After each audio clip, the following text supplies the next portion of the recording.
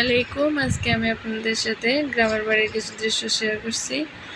তো সূর্য ডুবে যাওয়ার আগ মুহূর্তে আমি এই ভিডিওটি নিয়েছিলাম। দেখেন, মনে হচ্ছে আকাশে একটা সূর্য আর পানির নিচে আরও একটা সূর্য।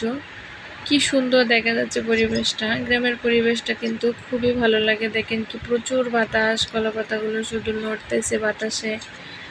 গ্রামের বাড়িতে গেলে তো ফ্যানই প্রয়োজন হয় না। দেখেন প্রচুর বাতাস।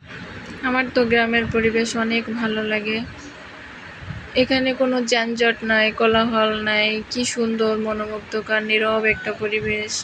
দেখেন এই যে পানি আর পানি, পানির উপরে দেখা যাচ্ছে একটা সূর্য।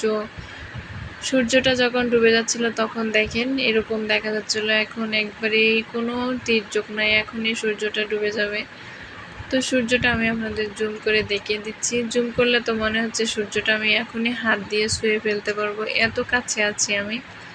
দেখেন কি সুন্দর দেখা যাচ্ছে সূর্যটা। নিচে যে পানি আর উপরে সূর্য, পরিবেশটা একবারে অনেক সুন্দর লাগছিল। তো দেখেন নিচে যে পানি দেখা যাচ্ছে এটা কিন্তু ঘের। এখানে কিন্তু প্রচুর চিংড়ি মাছ, পাশি মাছ, ট্যাংরা মাছ এগুলো চাষ হয়। ঘের বলতে যারা আপনারা দক্ষিণ অঞ্চলের আসেন, খুলনা, সাতক্ষীরা, যশোর, তারা ঘের চিনবেন। এখানে কিন্তু চিংড়ি মাছের চাষটা খুব বেশি হয়।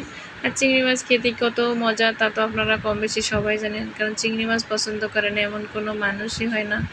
তো আজকের মতো আমার ভিডিওটা এখানে শেষ করছি। আমাদের গ্রামের দৃশ্য কেমন লাগলো অবশ্যই কমেন্টে জানিয়ে যাবেন। আল্লাহ হাফেজ।